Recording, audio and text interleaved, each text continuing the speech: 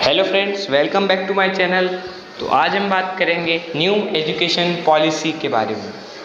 तो जो ये न्यू एजुकेशन पॉलिसी है, ये केंद्रीय मानव संसाधन विकास मंत्री रमेश पोखरियाल निशंक और सूचक प्रसारण मंत्री प्रकाश जावड़ेकर ने घोषित की है।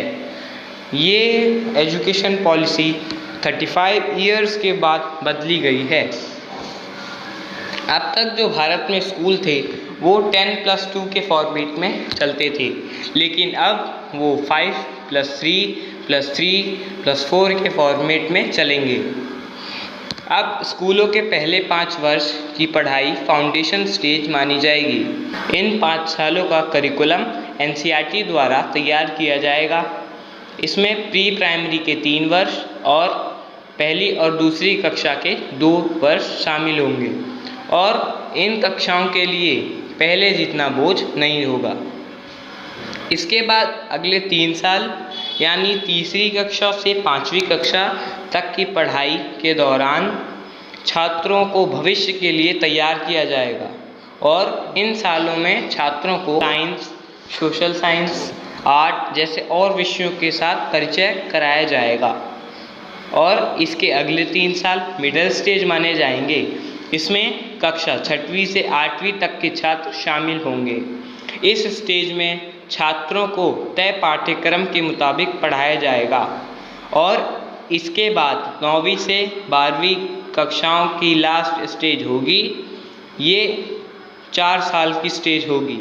किसी एक विषय के प्रति गहरी समझ पैदा की जाएगी, उनकी विश्लेषण क्षमता को बढ़ाया जाएगा और उनको जीवन में बड़े लक्ष्य निर्धारित करने के लिए मोटिवेट किया जाएगा।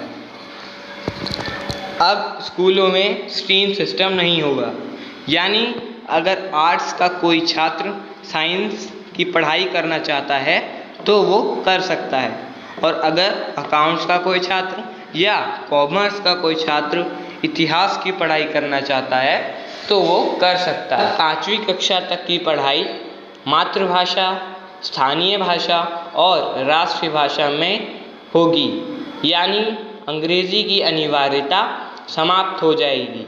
आप अपनी मातृभाषा या लोकल भाषा में पढ़ाई कर पाएंगे।